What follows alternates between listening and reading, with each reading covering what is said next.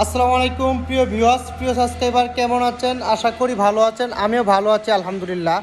আপনারা দেখছেন একটি প্রোফাইল টিন দিয়ে ইন্ডাস্ট্রিয়াল শেডের কাজ। আসলে এটা শেড নয়, এটা হচ্ছে দোকান মার্কেট করা হবে। এখানে বিশাল আকৃতির প্রায় 25-2600 স্কোয়ার ফিটের একটি গুডাউন আমরা করে দিয়েছি।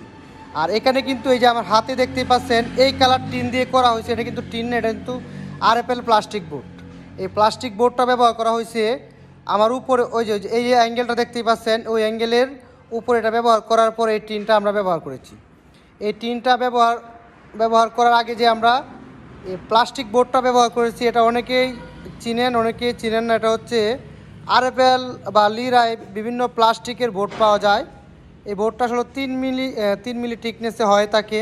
তাহলে 3 মিলি টিকনেসে হয়ে থাকার পরে এটা কিন্তু আমরা অ্যাঙ্গেলের সাইজ কেটে অ্যাঙ্গেলের উপরে বসাই। তারপরে কিন্তু আমরা টিনগুলো বসাই যাতে করে আপনার লোহার অ্যাঙ্গেল এবং টিন একসাথে না হয়। আপনার বাড়ি এবং গুডাউন শেড মার্কেট ইত্যাদি লোহার অ্যাঙ্গেল দিয়ে যদি আপনি চাল করতে চান তাহলে চেষ্টা করবেন হিট পুম দেওয়ার জন্য। আর যদি হিট পুম দেওয়া আপনার কাছে বেশি খরচ হয়ে থাকে মনে হয়, তাহলে আপনারা এই প্লাস্টিকের বোর্ডটা দেওয়ার চেষ্টা করবেন। সবাইকে অসংখ্য ধন্যবাদ ভিডিওটা দেখার জন্য। আসসালামু আলাইকুম।